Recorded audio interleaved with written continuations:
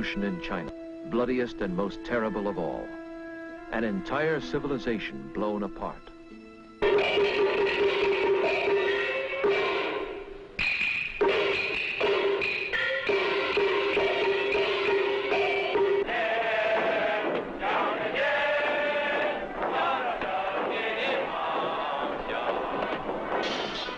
There are 700 million Chinese today, 1/4 of the human race, and they are taught to hate. Their growing power is the world's greatest threat to peace and life. 50 years of torment bred madness. To deal with madness, we must understand its roots, see China's revolution through the eyes of those who were there. For 7 pivotal years, author-historian Theodore White lived in China, knew the men who now control her destiny. With him, we shall look back at a century of tragedy.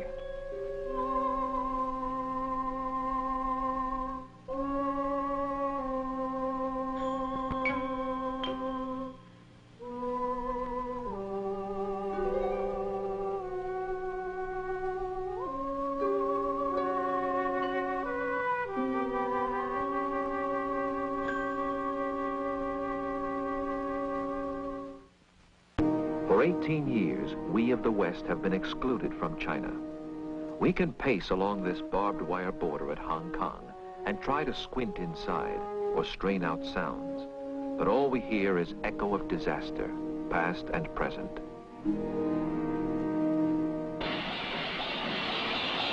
When we ask why, there is no other book of answers but the history of this century. For both of us, Chinese and Westerners, have shared the blunders that transformed our greatest friend in Asia into our greatest enemy. Theodore H. White recalled, "Those of us who lived in China in the crisis decade remember it all so differently. So close they were in friendship to us, fingertip close. And now their fists are balled in anger.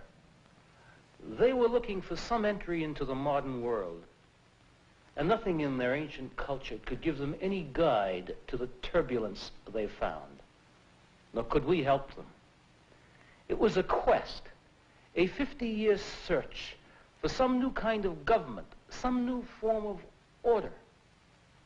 And in the end, they moved from tyranny to tyranny, from the tyranny of Confucius and the Manchu emperors to the tyranny of communism and Mao. And in between, we have only fitful glimpses of what happened, snatches of photography so tantalizingly incomplete to explain what happened. It all began in mystery and goes on today in mystery." For 2,000 years, we tried to read this Chinese mystery, but read it for a book of myths, entrancing age-old myths, brought back by travelers from beyond the mountain walls of Asia, where they had found a land of changeless wonders.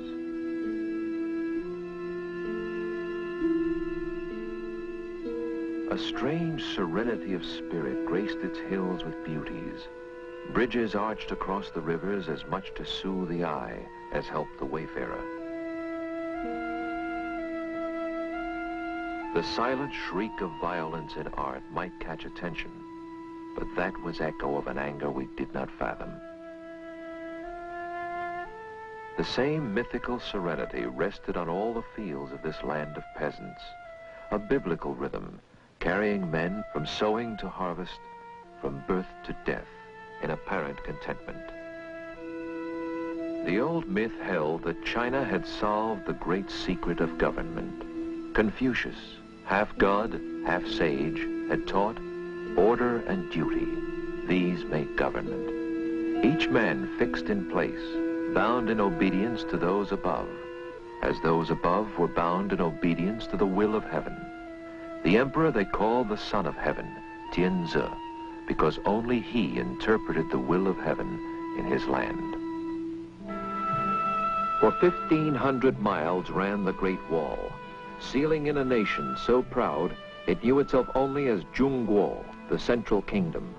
All other men, barbarians. For 2,000 years, behind this wall, proud China knew herself invulnerable. For centuries, China let barbarian Westerners dock only at Canton to buy her precious silks, her porcelain, her tea. To pay for these, Englishmen introduced opium from India. By 1830, this trade was booming. China protested, burned the opium, and the bark of English warships as war broke out in 1839 first shattered myths of Chinese power. The result, defeat, disaster. Aboard a British warship in 1842 came humiliation, with China forced by treaty to yield Hong Kong outright and open 4 more coastal cities to British merchants and their opium. Where Britain led, others followed. Rival powers raced each other to carve proud China as spoils. English, French, Americans, Germans, Russians demanded privileges, colonies, concessions. In 60 years had won the right to govern, try, punish Chinese in their own land. In China's capital, Peking, where from these ancient altars countless emperors had sought the mandate of heaven, the myth of heavenly rule persisted still. But deep within the palaces where China's Manchu emperors reigned, by 1900, that myth too was dead. For here ruled China's evil spirit, the Empress Dowager Cixi, a Manchu concubine, bedmate to an emperor for whom she had produced an heir. A woman with a gift of malice, said to have poisoned her own son upon his throne, installed her infant nephew as emperor, killed his mother, and then imprisoned him in 1898. An ignorant woman, but unchallenged ruler of the empire. Her court, a whispering of ladies-in-waiting and eunuch favorites. Chief among them, eunuch Li Lianying, as depraved as she.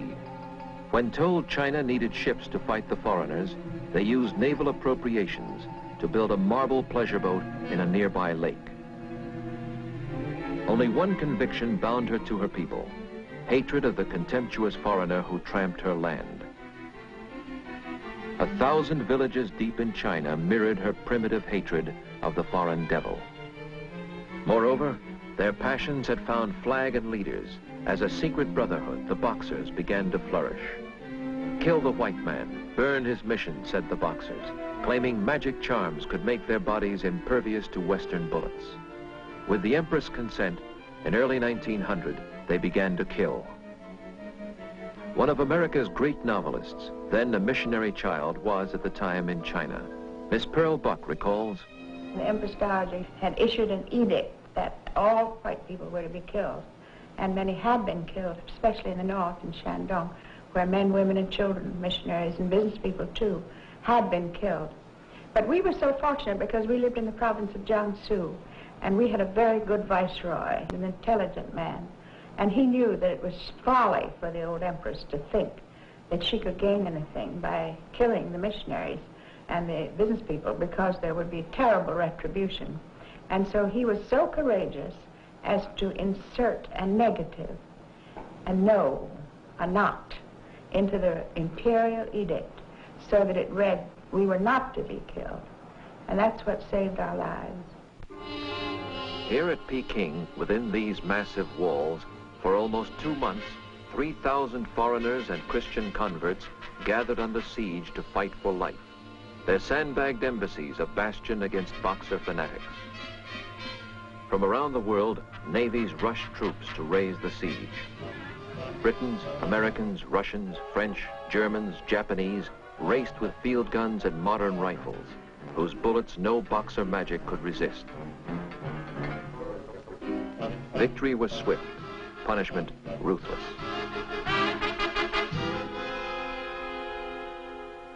North to south, foreign force patrolled the country.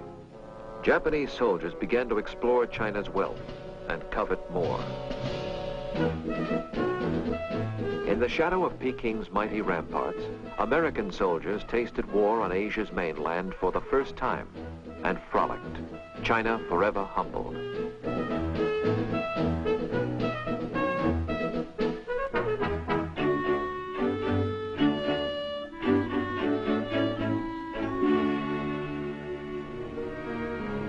Foreign diplomats and generals debated China's fate. This land of endless villages, crowding each other against the skyline, was it really a nation or only a geographical expression? These peasants, was their recent outburst of passion a passing madness or something deeper? Their government smashed, still they toiled as they had for centuries in the three great river valleys falling from the heights of Central Asia to shape their country.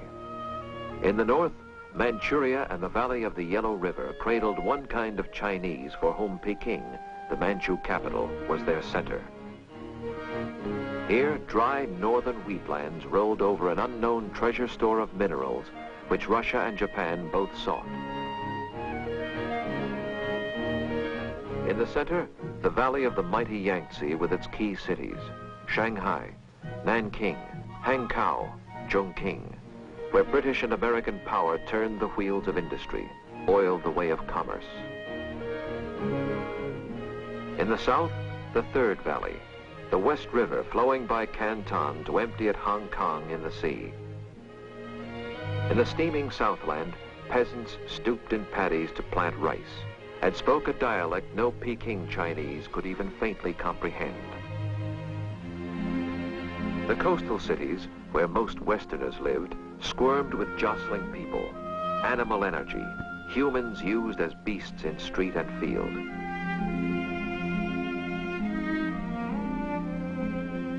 Most still wore pigtails, forced on them a symbol of submission to the Manchu dynasty and its son of heaven.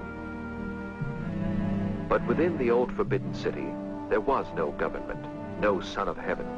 The aging Empress Dowager, her spirit broken by the Boxer War, lingered dying until 1908, and then, for all intents and purposes, the throne was empty, save for an infant of 3 years installed to sit in it. And then it vanished. Simply vanished. The Manchu dynasty disappeared overnight. Nothing like this has ever happened in all history. 2,000 years of tradition, the whole structure of the imperial Confucian political thought dissolving to dust. The Chinese give it a name and a date. They call it Shuangshi, double 10. The date being October 10, 1911, when a riot occurred in the Yangtze Valley which they couldn't suppress, and 5 weeks later, the regime had disappeared, the dynasty overthrown, never to reappear again in history. And out of this turbulence, there emerge two types of Asian leader, arch symbols, the man of guns and the man of ideas. And these two types, the gunman and the dreamer, have perplexed all our efforts in Asia for the 50 years since, and they still perplex and haunt all our policy even today. In Asian politics, gunmen rise first. General Yuan Shikai seized power at Peking, turned loose lesser generals to ransack provinces. Briefly, he gathered a puppet assembly, imported an American professor to write a constitution for a republic. But old ways were easier. Returning to Confucian order in 1915, Yuan named himself emperor, and 6 months later died. His rival, Sun Yat-sen, was the man of dreams. The dream of China, powerful, free of emperors and foreigners, made him from his youth a revolutionary. Students, teachers, merchants meeting in such secret headquarters joined his conspiracy. On postcards, he scrawled a rising sun, emblem of a new flag someday to be. For 20 years, he planned destruction of the Manchu tyrants, to see his dreams betrayed by Yuan Shikai. But his ideas were catching fire. In 1919, students throbbing to his fiery message, sick of chaos, furious at foreign pillage, angered by Japan's demands for more of China, filled the streets with protest riots. But students had no guns, ideas, no armies. Armies belonged to warlord generals, the heirs of Yuan Shikai. Power and force were theirs, whether trained to fight with Manchu broadsword or equipped with second-hand artillery. Laughable to Europeans, in China, such troops struck terror. Their purpose, simple, to rule by killing. For 15 years, a dozen regional overlords subdivided, morseled out provinces to lesser feudal warlords by the score. Warlord armies came in all shapes and weaponries, as colorful as such grotesque commanders as giant Zhang Song Jiang of legendary sexual appetite, Yan Xishan, the treacherous drug addict, Wu Pei Fu, lover of flowers and gardens. They never thought if it rained, they thought it was foolish to go out in the rain and fight. So if it was a rainy day, you were quite safe and comfortable. And then, of course, they all usually began at a certain time. They seldom began before 10 o'clock after everybody got his good breakfast and all that. They always took off for lunch. And then by sunset, doesn't matter how hot the battle had been, when the sun set, everything stopped and quieted down for the night, so you could get a good night's sleep and be ready to fight the next day. China watched such troops in shame, craving order, knowing sorrow. Overlord in Manchuria was Jiang Zuolin. Beginning life a common bandit, this scheming marshal had learned to mock old Chinese law, flout all patriotic need. Bribed by Japanese industrialists, protected by their garrisons, his soldiers let the Japanese aliens exploit this northern treasure land at will. Even the best of warlords, Feng Yuxiang, the Christian general who baptized soldiers with a fire hose, insisting cleanliness is next to godliness, groped in vain to find a spark to unify his nation. In every valley, town, and village, men trembled at the sight of warlord soldiers. Death came by twitch of trigger, in gusts of senseless cruelty. And life became so cheap that death itself became a spectacle.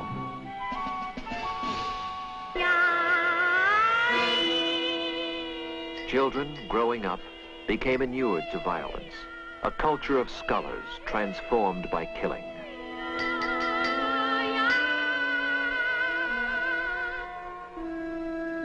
In flight from warlords, drought, and taxes, from loot and rapine, refugees knew that only in the colonies and concessions of hated foreigners could they seek safety. Here, beggars for their bread, they might find mercy. A former State Department officer, Ernest Price, remembers China in the mid-20s. We hit the country at a time of terrific heat wave, and at the same time drought in the great valleys. As our train pulled through this area, little boys at the stations would come out pot-bellied, spindle-legged, and holding out their hands and saying, "Da lao ye, da lao ye, please, master, please." We were horrified. We never had seen anything like it. And one of our legation officials said, "Now, boys, I want to tell you something. Don't let this get under your skin, this sort of thing. You're going to see a lot more of it in China."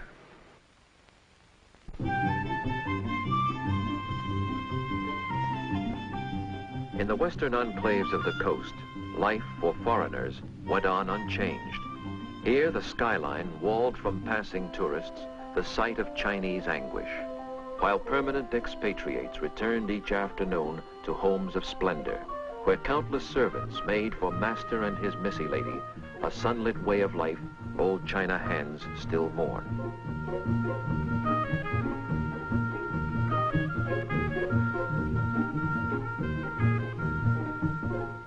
From Shanghai, foreigners controlled most Chinese industries, mines, mills, and railways. They set her tariffs, collected taxes. Prosperity rested as it always had on foreign guns and gunboats, within whose shelter Western pleasures undisturbed rolled on. At racecourses and at resorts, Chinese appeared, as always, servants only. At Western clubs, the tinkle of ice in cocktails rose above the muffled sound of warlord guns outside. Yet even in Shanghai, if one listened, one could hear another note. In the streets, students were calling for revolt, middle-class youngsters, yet their message caught the ear of workers too. By 1925, a ferment unsettled every major city. symbol of all protest was Sun Yat-sen, who called on China to slay the dragon of imperialism. Slowly, through the early 1920s, Sun Yat-sen had somehow built a government, won a tiny southern foothold at Canton, ringed by hostile warlords. By 1924, the aging revolutionary had learned ideas and guns must go together. Ideas he hammered into three principles called Sanminjuyi. First nationalism, next democracy, then socialism. To his nationalist party, the Kuomintang, he now insists to conquer China, they must fight to throw the warlords and imperialists out. They will get guns, for he has found them. Spurned by the West, in 1923 he tells the New York Times, "We have lost hope of help from America, England, France. The only country that shows any sign of helping us in the South is the Soviet government of Russia." Flatly, this report concludes, the prevailing foreign estimate of Dr. Sun has been that he is a dreamer and therefore dangerous. Arch symbol of Russian help is Michael Borodin, veteran agent of the Comintern, who brings the guidance of the Bolsheviks to Sun's dreaming. Counseling, scheming, urging, the mentor communist becomes an all-pervasive influence, induces Sun Yat-sen to let the tiny Chinese Communist Party, 430 members, join Sun's nationalists. Sun gathers new-style Chinese officers to fight for country, not for loot. Of these, his favorite is Chiang Kai-shek. Sent hastily to Russia for training, Chiang soon returns, directs the Huampo Military Academy at Canton, where patriots are trained by Russians to officer armies that will give the dream fresh muscle. Some scholars say that at this point, the Chinese leader recoiled at communism, prepared to break with Russia. But no one knows, for in March 1925, death cuts across the revolution. Sun dies of cancer. Mandarins, scholars, warlords, soldiers file by his bier in homage. All claim his message as their legacy, scuffle for his mantle. A year's turmoil thrusts up the air. Sun Yat-sen's soldier favorite, Chiang Kai-shek. At 38, he seizes leadership at Canton headquarters of the Kuomintang. This man is known to Westerners only as a fiery nationalist and revolutionary. As he mobilizes under Sun's new flag, all China waits for him to strike against the warlords. July 9, 1926, Bei Fa march north. Against Chiang's slim divisions are marshaled 500,000 warlord troops. A political earthquake rends the land, for these are soldiers of a different kind. Fighting for a cause and country, they storm through villages and fields, victorious as much by spirit as by guns.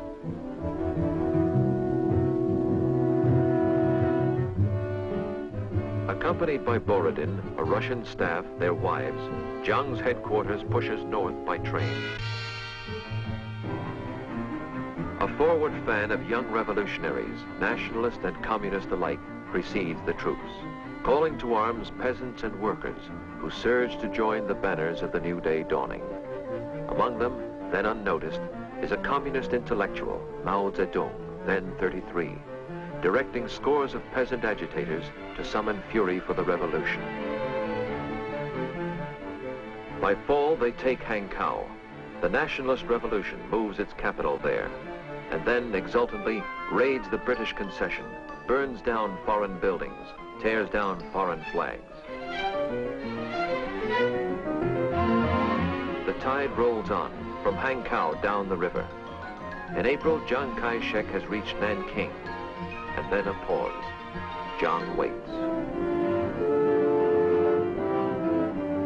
Upriver in Hankow, left-wing leaders of the Kuomintang no longer trust their army's leader at the front. Borodin is urging, get rid of Chiang Kai-shek. In 4 short years, the communists have grown to 60,000 members. They urge the left-wing nationalists. No revolution is complete until peasants own their land, workers their factories.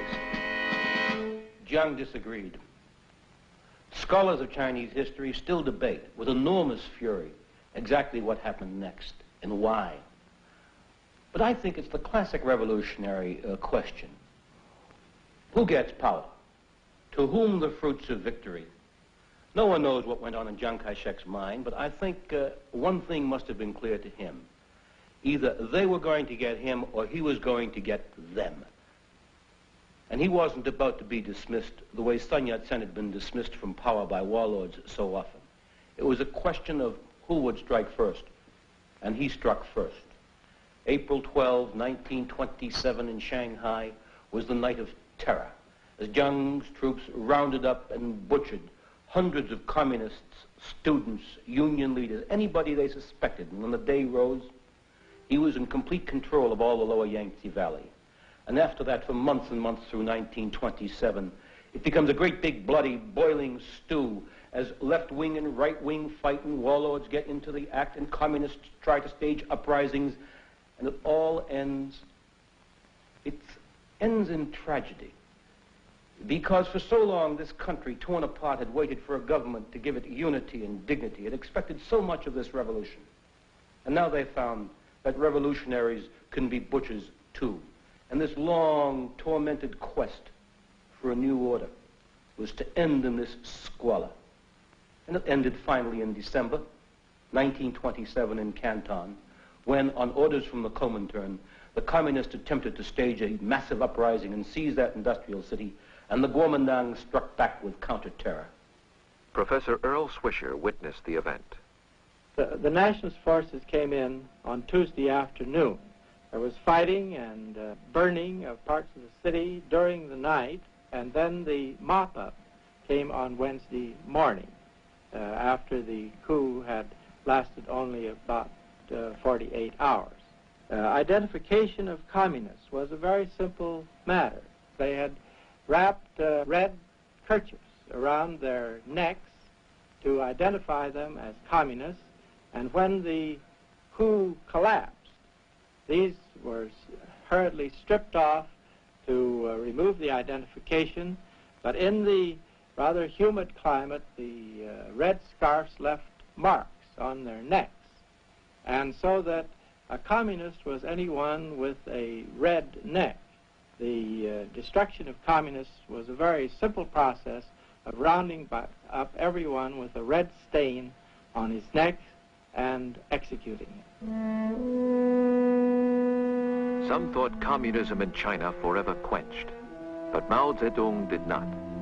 He had escaped and watched in hiding. He would return to fight another day. In the cities of the Yangtze, children and teachers, businessmen and soldiers pulse to Jiang's call. To north, south, and east, warlords still ring him round, but the winds of fortune favor his expansion. May I introduce to the audience the President of the National Government of the Republic of China. Long live the Three People's Principle. Long live the revolutionary spirit of the nationalist China. A fresh new face enters his life, the beautiful Mei Ling Sung, sister of Madame Sun Yat-sen, American-trained, Wellesley educated. Jiang takes her hand in marriage. She is to be a major shaping influence in all his future thinking. By 1929, Jiang has built a majestic mausoleum for Sun Yat-sen at his new capital, Nanking. There, the body of the hero is brought. Pearl Buck remembers that day. Chiang Kai-shek came in and roused great hopes in everyone. I remember the first time I ever saw him was at the funeral of Sun Yat-sen 4 years after Sun Yat-sen died. His embalmed body was brought to Nanking to be buried in the great new tomb on the mountain there. It's the first time I saw him face to face, a very striking man with very striking, bold black eyes. And he had a presence, and I think that he might have been a great first emperor if there had been a throne to sit upon. That was the tragedy, that the very structure of government was destroyed by the revolution, so that there wasn't a government, and he had to begin that government from the bottom, and he didn't understand government. He was a soldier, and he didn't know how to make a government, and he had plenty of advisors, most of them young PhDs, from the United States, very impractical and idealistic, and they didn't know how to make a government. And all the time he had the communists to fight, and he also had the Japanese threatening.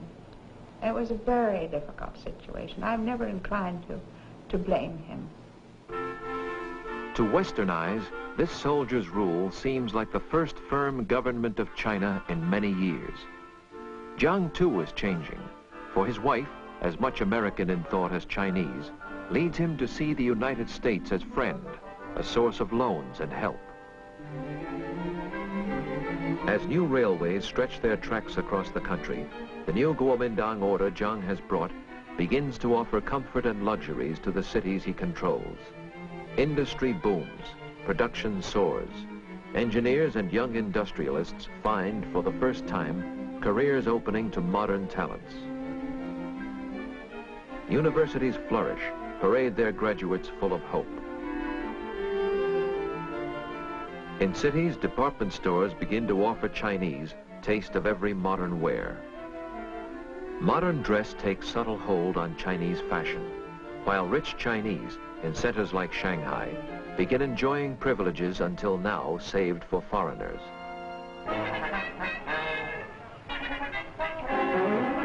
I'm in dear old Shanghai, and I'm dancing, sweetheart, with you. And try in dear old Shanghai, without it from now. In my arms, dear, away from home, dear, we'll let the rest of the world go by. We'll make love when I'm in old Shanghai. Not such froth, however, but the primordial appeal of Chinese nationalism is changing Asian politics. Even in Manchuria, the call of patriotism twinges the conscience of warlord Jiang Solin, causing him to flout his Japanese protectors. Traveling by rail in summer 1928, Jiang Solin meets his death. A Japanese plot, blasting him to bits, punishes him for what they call his treachery. His son, young Marshal Jiang Suliang, succeeds to power in Manchuria. This junior warlord knows he must serve Japan as puppet or go with nationalism. He chooses Jiang. In Japan, this switch sets off alarm. Military men control Japan. They mobilize. They must strike soon. They know if Jiang extends his sway to vast Manchuria, if China's 400 million people unify, then they must certainly lose the Asian mainland. September 18, 1931. Attack begins which Marshal Jiang Suliang's warlord soldiers cannot stop, and Chiang Kai-shek is powerless to help.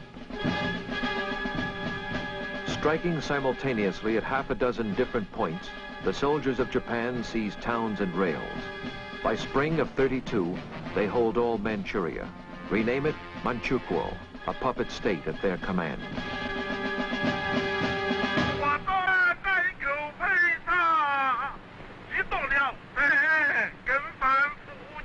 Rage sweeps China. Generals exhort their troops to stand by for the counterblow, demand a war of national resistance to Japan, right now. For Jiang, the problem pinches. His foot soldier armies may be stronger than old warlord armies, yet they lack tanks, have old artillery, are just beginning to understand the airplane. He knows they cannot match the modern weapons of Japan. Not only that, he leads a nation still divided. The communists, struck down for good in 1927, have somehow swelled by '32 to major force again. It was as if a ghost had risen from the dead. When Mao had fled in '27 with his 1,000 communist zealots, he was already disgusted with Borodin and clumsy Russian doctrine. He felt the key to revolution in Asia lay in the peasants of the countryside, not the big city proletariat. 80% of all China's peasants lived in bleak and filthy villages, treated like brutes, imprisoned by officials, landlords, loan sharks, and Mao's idea was simple. Turn the hidden peasant anger against the local gentry, the local rich, as well as the unknown foreigner. Let terror claim revenge by stealth and night. Use pitchfork, guns, knives, grenades. Give guns to anger.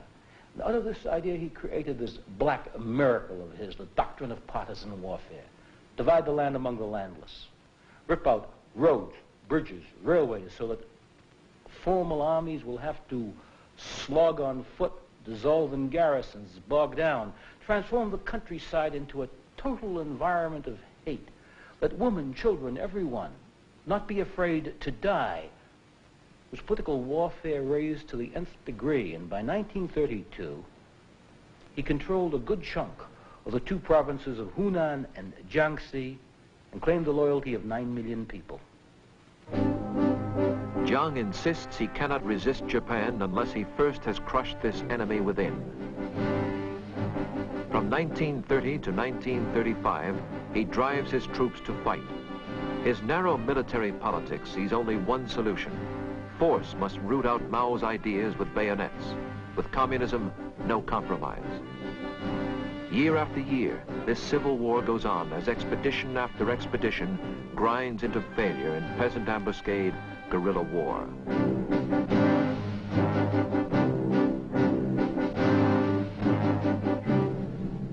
An American newsreel of the early 1930s innocently reports this nameless civil war. Troubled China turns on the enemy within her gates. These bombing planes of the Nanking government get ready to attack the rebel strongholds in Kiangsai. Contact!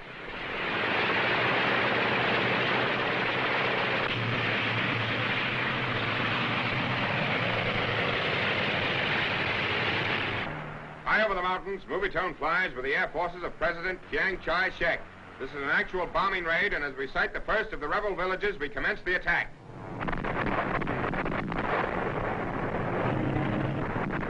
Chiang Kai-shek is making desperate efforts to unite the various provinces of China, many of which are torn by internal dissension. And if he can't do it one way, he tries another, including bombs.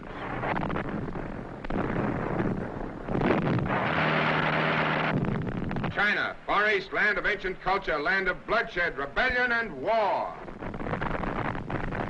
By 1934, Jiang has forged a blockhouse ring around Mao's communists, and squeezing ever tighter, feels certain they are trapped. One of the most amazing episodes in history. As Jiang squeezed, they oozed, dissolving into tiny bands, they oozed through his fingers. In October 34, 90,000 men and women set out. Not just an army, but a government, an idea, carrying all their records with them on these little yo-yo sticks on what they called the Long March. It's a 1,000-mile trek they made from Jiangxi in Hunan, south to Guizhou and up to the Guizhou Plateau, and up across the foothills of Tibet, and then down again out of the mountains, down into Shenxi, where in these dry and windswept hills, they made their base. 90,000 had set out. They arrived a year later in October 1935, 20,000 left, and there they were to dig in. This is how Westerners saw them in these yellow barren hills, where, calling peasants to their cause, they finally fended off Jiang's pursuit. In 1936, however, Mao's line changes. He calls for unity against Japan. Rich and poor must stand together.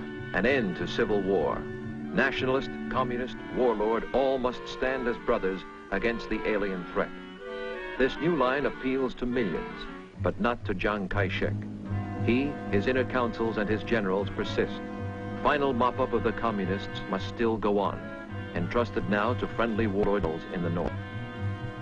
Yet mysteriously, this final mop-up stalls. The most important front against the communists is held by soldiers of Manchuria, driven out by Japanese. These homesick troops have little stomach for killing other Chinese. Led by young Marshal Zhang Suliang, they itch to tackle Japanese. In December 1936, Jiang flies off to see the young Marshal in Xi'an, to flog him on to sterner effort.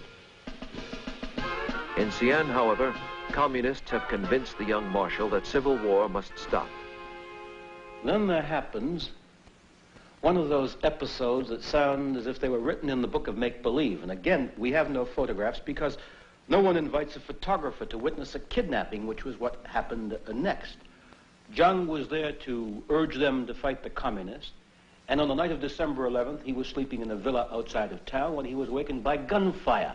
And the young marshal and his troops were shooting their way into his villa and trying to kidnap him. Jiang was in his nightshirt and bare feet. He slipped out the back way, tried to climb over the wall, fell. He hurt his back. He lost his false teeth. His feet were bleeding as he ran over the rocks, and the young marshal's soldiers caught him and brought him back.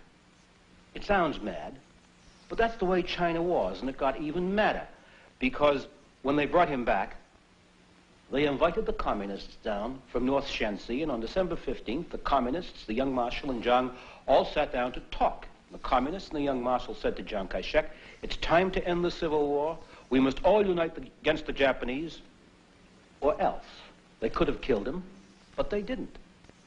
And Chiang Kai-shek agreed. He would halt the Civil War, and he would form a united front against the Japanese. And so on Christmas Day, they gave him a plane, and Chiang Kai-shek and the young marshal flew down to Nanking to announce the Civil War was over. But Jiang had made no promises to the young marshal, so he imprisoned him immediately and kept him prisoner ever after, even to this day in exile on Formosa. Christmas 1936. At Nanking, members of the government await their president's return. In pain, he hobbles out, announces to the world, a popular front of Kuomintang and communists will now, united under his command, turn to face the menace of Japan. Japan's imperial tradition has, however, a cardinal rule: always strike first.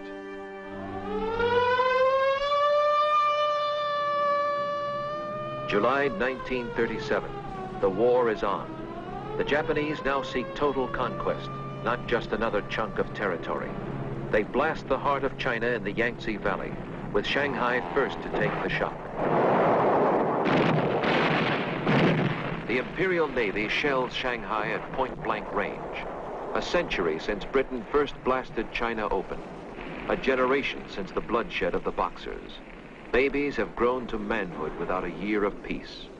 For 25 years, China has lived with warlords, guns, and terror. But now it must drink deeper of the cup of bitterness.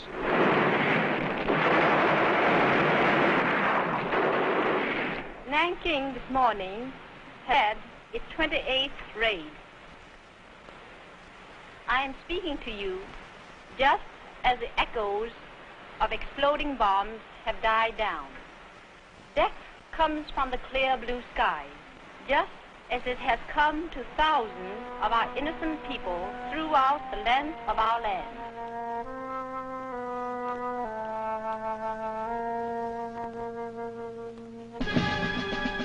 November, Shanghai falls.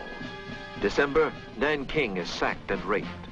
Through winter and spring 38, the Japanese push up the Yangtze, destroying the decade-long achievement of Chiang Kai-shek, ravaging the cities on which all future hope of nationalist China rests.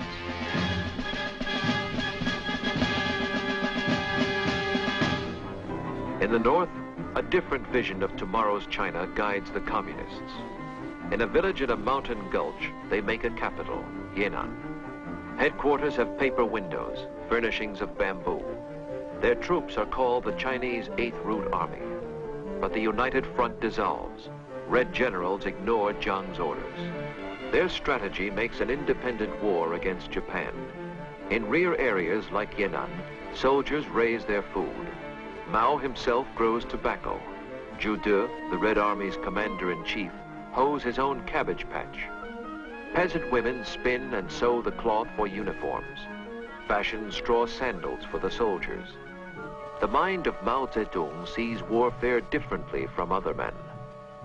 I remember Mao Zedong saying to me that Americans thought the communists would lose, that they saw the communists in the hills of Yan'an walking around with straw sandals, a ragamuffin army, and he said that any wise European who had seen George Washington's people at Valley Forge would have said that George Washington was going to lose.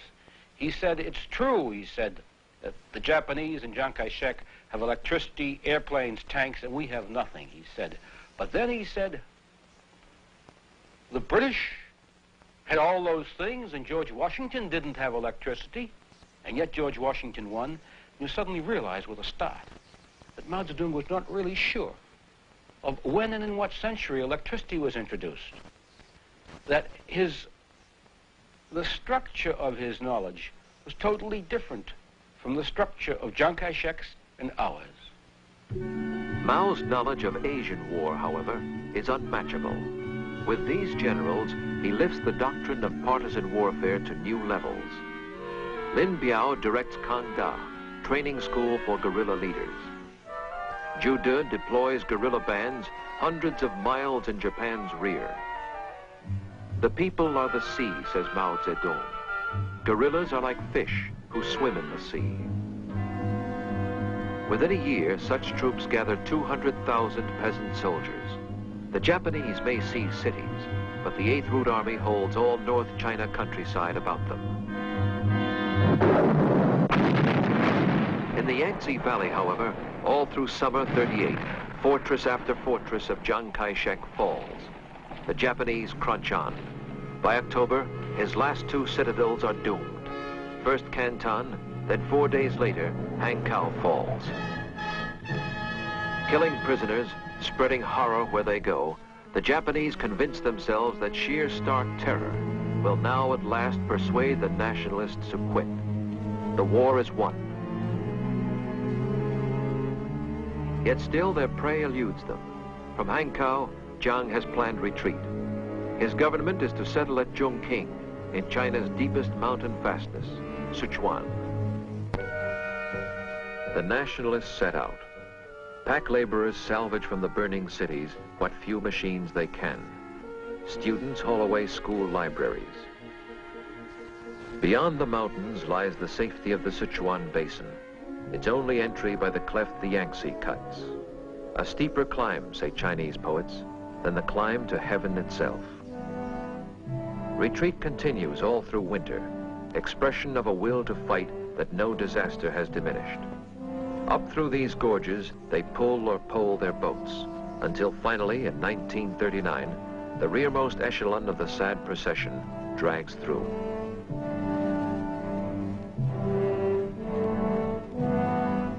Behind, they scorch a trackless belt of no man's land to guard these last interior strongholds from the Japanese.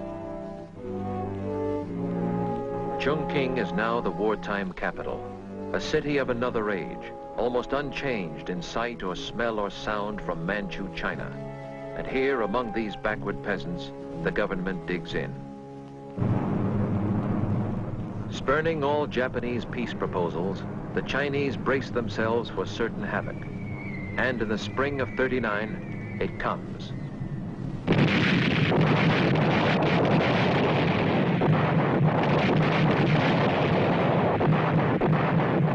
Day and night, the bombs continue, yet Jiang persists. Powerless to strike back, Jiang knows only America can help. His diplomats in Washington seek aid. Yet, he has other troubles, too.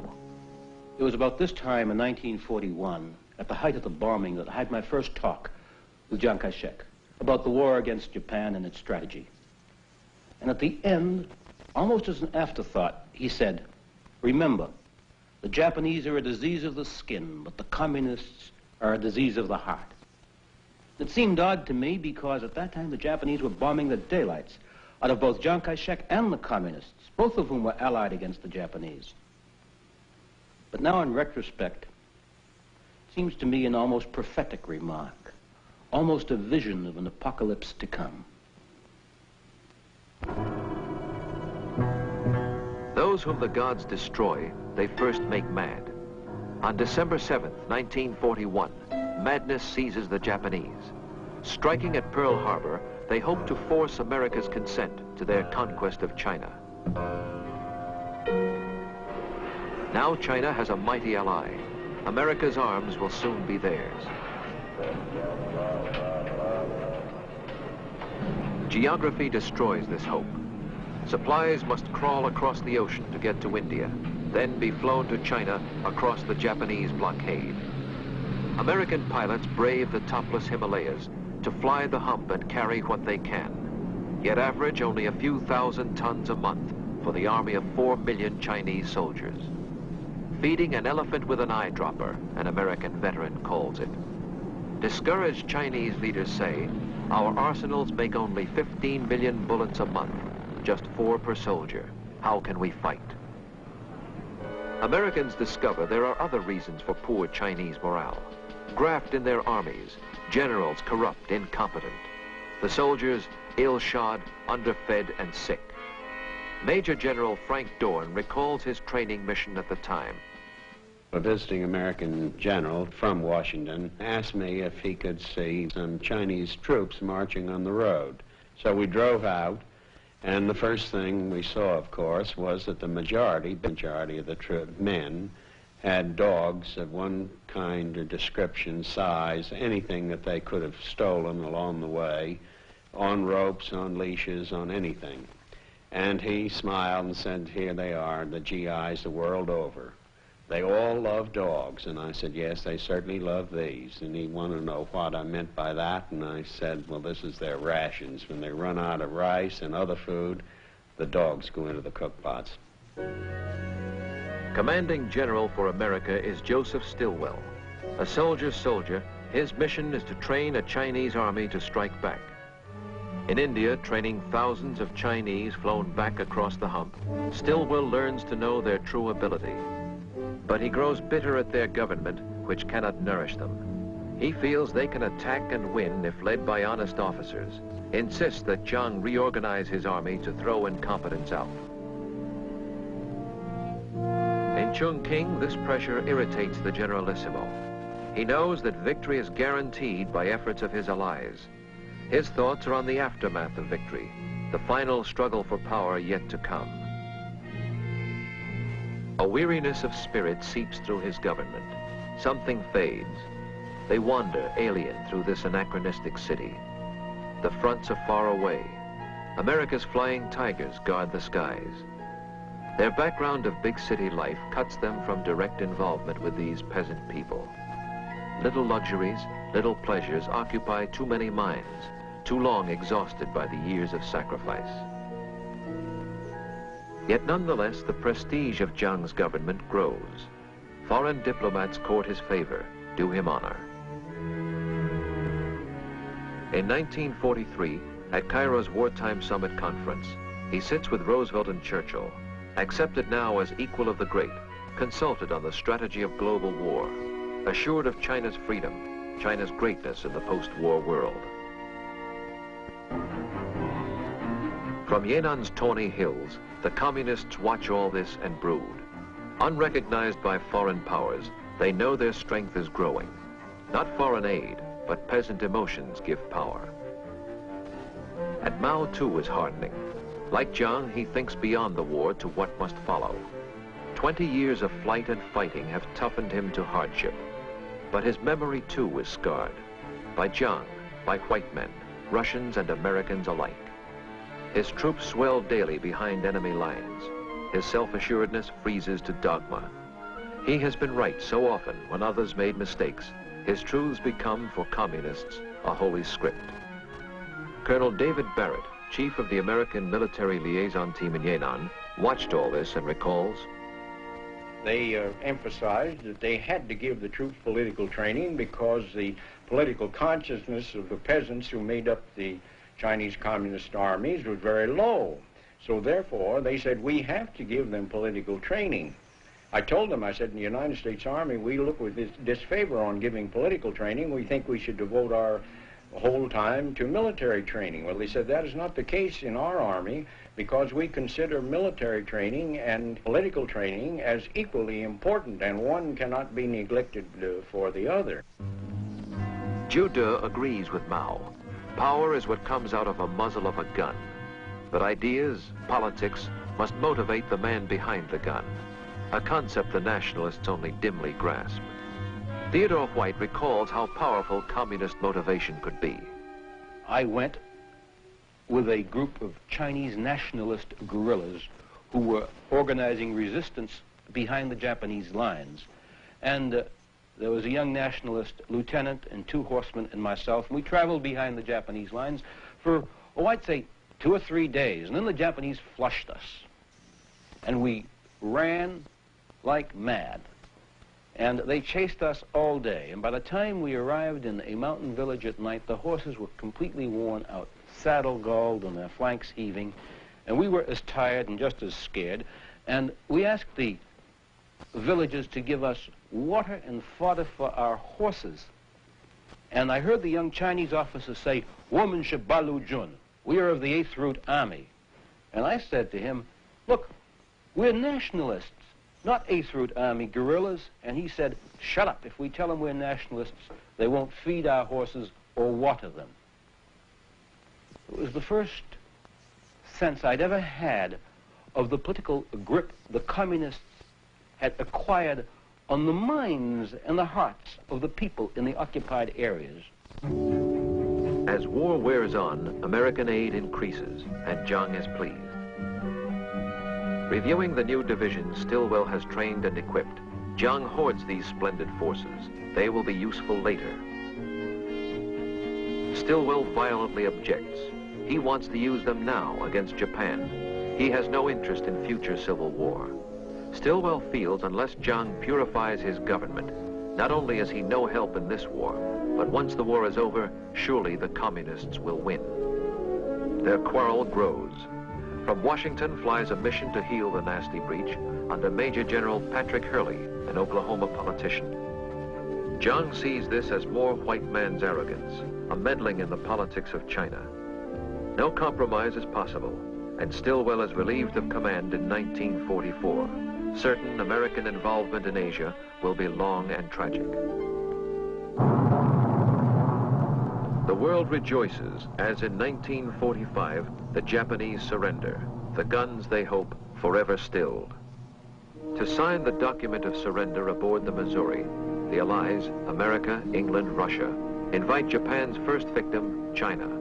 In their eyes, China's only spokesman is Chiang Kai-shek, who sends nationalist generals to represent his people. The communists are absent.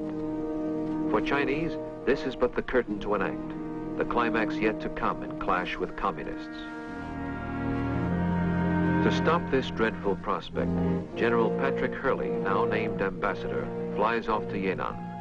He urges Mao, "The war is over, let there be peace. Let Mao and Jiang divide the country politically, but unify both rival armies under a central government. America will underwrite the deal."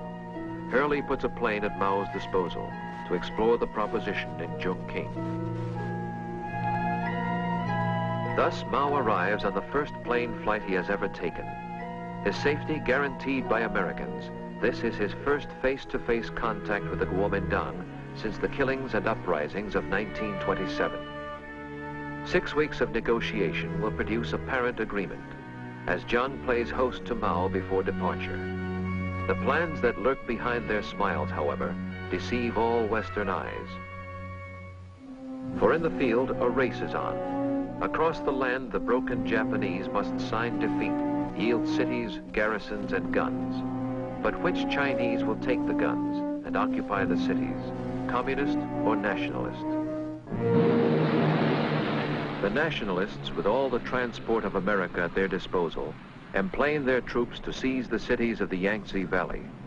This ease of movement will lead them on to larger appetite, dispersion of their forces up from the Yangtze to seize the cities not only of North China, but beyond, Manchuria with its vital industry and rails. Nor will the communists sit still. Together, Mao and Zhu, like Jiang, decide the key lies in Manchuria. They choose Lin Biao as field commander to make the dash. From Yan'an and North China, they will strike east and north, while Jiang is readying troops to move from Yangtze ports and airfields. By foot and pack train, Lin Biao sets out. The Russians have temporarily occupied Manchuria by the surrender terms with Japan. Communists expect to get from Russians surrendered Japanese equipment and guns and hold the countryside before Jiang arrives. The rumble of inevitable clash causes America to replace Hurley with General George Marshall. This architect of global victory is sent to save the peace for which so brilliantly he labored. Received by Chiang Kai-shek, Marshall gropes for American solution to the bitter revolutionary surges of a strange Asian nation torn by barbarisms a generation old. To his Chongqing headquarters, he invites a communist delegation led by Zhou Enlai, chief communist negotiator, to meet with Chiang Kai-shek's spokesman. Marshall suggests, and they agree to, an American answer for China's groping search for order. A federal government peacefully permitting the two parties to govern provinces they now hold politically. Freedom of speech permitted everywhere, and disputes resolved by talk, not guns. In January 1946, both parties celebrate a truce with a handshake. No paper truce, however, can mend a nation ripped apart by 50 years of killing. Within 2 months, troops are on the move again. Each side blames the other, but 100 savage skirmishes now flare to full-scale war. Manchuria is the cockpit of the struggle. The industry Japan has built and left is the greatest prize in China. Jiang's American-equipped troops seize all major cities to find a hollow triumph. The Russian occupiers have looted every factory before withdrawal. Ripped out sockets show where great machines once stood.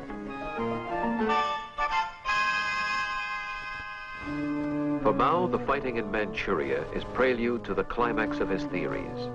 The day when guerrilla bands group into formal armies and shove frontal combat at a weary enemy. He fights for more than safety now. His ambition seeks to mold all China to his theories. I asked Mao Zedong what their policy was with regard to freedom of the press, and he said they believed in absolute freedom of press and absolute freedom of speech, and it wasn't going to be like Chongqing when they won. Everybody would have the right to say whatever he felt. There wouldn't be censorship the way Chiang Kai-shek had in Chongqing. So I said, you really mean that? And he said, of course we mean it. And I said, do you mean that if you come to power, anybody will be able to print anything he wants in a newspaper or publish any newspaper he wants? And Mao Zedong said, of course, he said, except for enemies of the people. Nor did he ever define, and I was too young to ask him to define what he meant by enemies of the people. Obviously, now it means anybody who disagrees with him. In summer 46, Jiang returns his government to Nanking, and once again, as 17 years before, reports the victory of his cause at Sun Yat-sen's mausoleum. The fighting in the north is only distant thunder in the Yangtze Valley. American advisors urge he seize this moment to win the hearts and firm the loyalties of his people by new reforms. Thus, in Nanking, Jiang convenes a Congress to write a modern constitution, in one last try to govern China by the order Sun Yat-sen has preached. But the thrust of all his background is still military. His troops must win by force of arms. With American arms, he feels the communists can be crushed, but his troops dig in to garrison rail junctions, cities they have occupied. American advisors insist such static defense is major error. They say he pins down his best divisions where communist guerrillas will isolate them.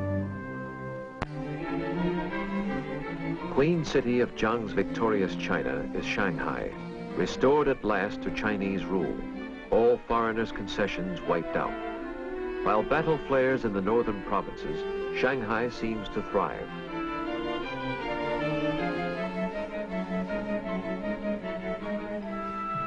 The long war's dislocation has filled the streets with hungry refugees and homeless laborers who offer muscle energy for little more than rice to feed them. But after 50 years of suffering, such sights are almost normal. What worries Shanghailanders most is this, their money. For slowly, then more swiftly, through 46 and 47, the cost of distant civil war destroys the value and the meaning of these bundled paper dollars.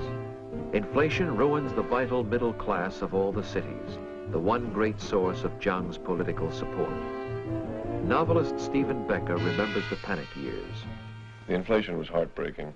When I got there in August of 1947, the exchange rate was 60,000 yuan to 1 American dollar. And when I left in September of 1948, it was 20 million yuan to 1. But people on relatively fixed incomes were just ruined. In the summer of 1948, my wife and I had a continental dinner at one of Shanghai's best hotels. and the check came to 250 million yuan. Who lost China to the Reds, ignorant men will someday ask. But now, in 1948, sorrow scrawls its signature clear. Too many years of death and flight, too many dreams betrayed. In 50 years of barbarism, a gangrene of the spirit has set in, erasing pride and will and hope. Peace, whisper the communists to weary minds. Peace. An end to roaming. Now submit. Peace, they say, accept our mastery. And peace. Land, they say, to landless peasants, refugees. Join us, they promise, and the land will be divided. All through North China slip their cadres, calling meetings to share out the landlord's fields, which soon they plan to snatch away again. In summer 1948, Mao makes his master move. Assault by frontal armies in Manchuria. Guerrilla bands emerge from hiding, form up in full divisions, equipped with captured tanks, artillery, and guns. Jiang's garrisons are isolated by ruptured railways, hostile peasants. November 1948, Manchuria falls. Panic begins among the cut-off nationalist garrisons in North China. Surrendering by scores, then thousands, then full divisions, the equipment America has given them falls to the Reds. To America, her second homeland, flies Madame Chiang Kai-shek in November 48 to make a last appeal for further help. But Harry Truman has had enough. Reluctantly, he tells her American involvement must end. And now the nationalists, pursued by wrath, as they in years gone by did once pursue the communists, gather at Suzhou, last bastion guarding access to the mighty Yangtze's valley. For 2 full months, Jiang's troops fight on. In January, cut off, they must surrender. 500,000 soldiers lost. The communists pour south. His spirit heavy burdened, Jiang resigns his leadership, hoping other men may court the communists for better terms. On April 1st, the nationalists send emissaries to Peking to plead with Mao Zedong. But they have passed the point of no return. No mercy, say the communists. The new mandate of heaven requires all nationalists to lay down arms within 3 weeks. 3 weeks later to the day, the communists uncoil to cross the Yangtze. First target is Nanking, the hallowed capital of the Kuomintang. But in that capital, the will to fight has turned to dust. No man will stand the ramparts. Abandoning positions, troops trudge away as silent people stand and watch. Too many warring armies have passed this desolate way to make them want to fight for any faith or any politics. No mainland refuge now remains, and fleeing nationalists embark what troops they can to cross the ocean for the island of Formosa. Shanghai hears the message clearly as foreign businessmen board up their shops. Go now, go quickly, for communism marches. Take what you can, but flee. In pell-mell haste, the Western powers evacuate the city they have built, for good and bad alike must leave.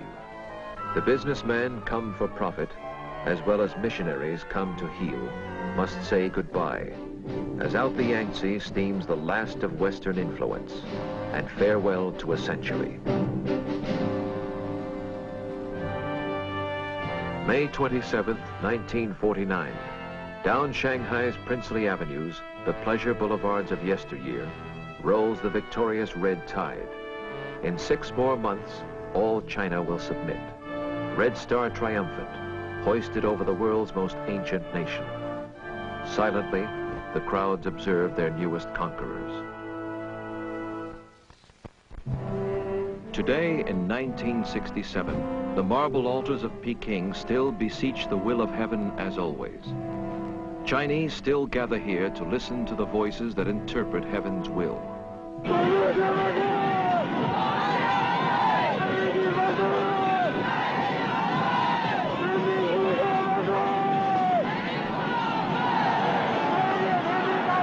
18 years, this man alone has tried to shape their thinking, has offered them his universal truths, a dogma changeless as Confucius, to freeze their muffled discontent and end their quenchless modern turbulence. The image shown his people has been a teacher, grandfather benign, yet all have learned that those who cannot read his lessons will be crushed. His aging mind still lusts for permanent strife. The theme he preaches to old and young alike is hate. We are small militiamen fighting U.S. imperialism.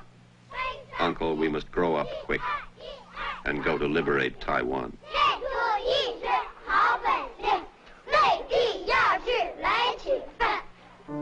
Taiwan, the object of their hate, we call Formosa. This rocky island, 90 miles off the mainland, has many meanings. To statesmen, it is the last remaining redoubt of the Kuomintang, where Chiang Kai-shek with American arms has re-equipped an army 600,000 strong and dreams reconquest. But Chiang is pawned to American policy. He cannot move these troops or fuel them unless America lets him do so. Now 80, Chiang Kai-shek bespeaks for mainland China another threat. To Formosa in his flight, Chiang has carried the ancient Imperial Museum of Peking, the treasures of 800 years of Chinese art, symbol of another China, beauty past. It is this echo of the past that has bedeviled Mao, who seeks erasure of all past. Yet how Mao's struggle goes, we cannot tell. At the American consulate in Hong Kong, there are cascades, mountains, piles of translations that come in from the Chinese. And these are sandy, gritty, gravelly little bits of information that are meaningless because we don't know who does what to who in Peking. We don't know how they think or how they make up their mind, because no matter how hard we study China, we cannot predict such a thing as the Great Leap Forward in 1958. We can't predict such a thing as the Red Guard purge of 1966. It's as if there were a struggle of sea monsters going on, deep, deep beneath the surface of our vision, and only these bubbles come to the surface to tell us that these are terrible struggles, but we don't know what they're struggling about. Today, in total ignorance, we strain to know of China, as once our ancestors strained to peer across the mysterious wall, not knowing myth from fact. We know industry grows. Steel production swollen 10 times to 12 million tons a year. Light industry soaring. But what comfort it gives the people, we cannot judge.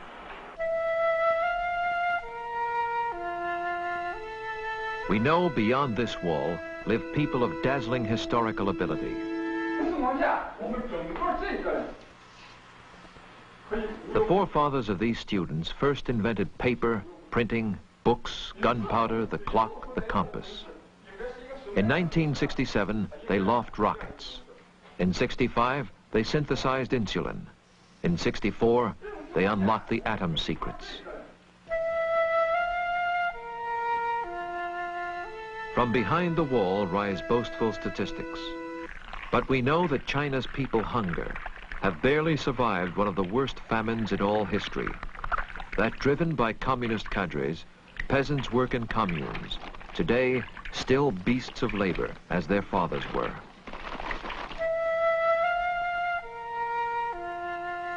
Within these walls, tyranny has tried to reach beyond the body, to the inner recesses of the soul. I woke at midnight and saw my little brother smiling. I asked him why he smiled, and he said, I dreamed of Chairman Mao.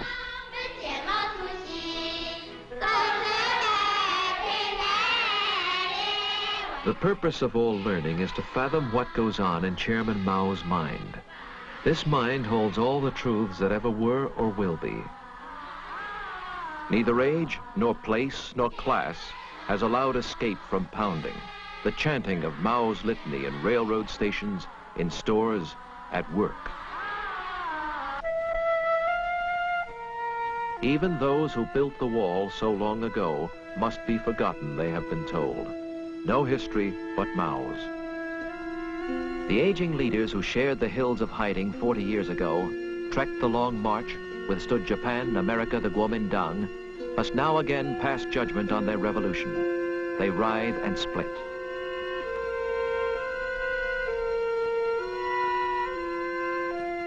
Within these walls, they clash. They seek replacement for a chief whose triumphs make him think himself the voice of heaven, the universe.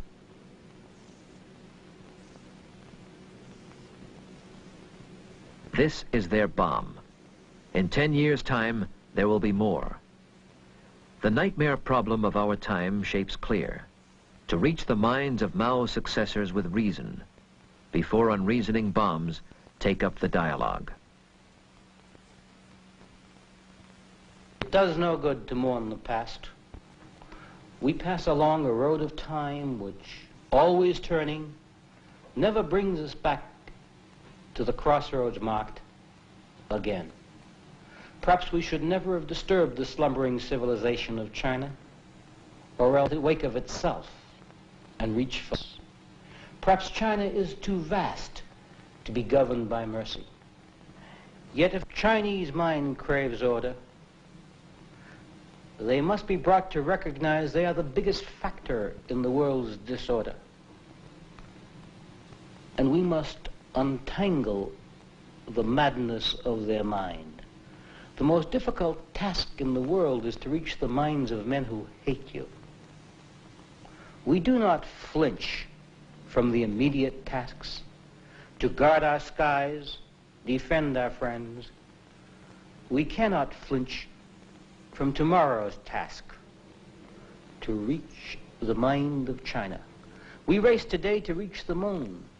To reach that mind is a task of equal difficulty and far greater urgency.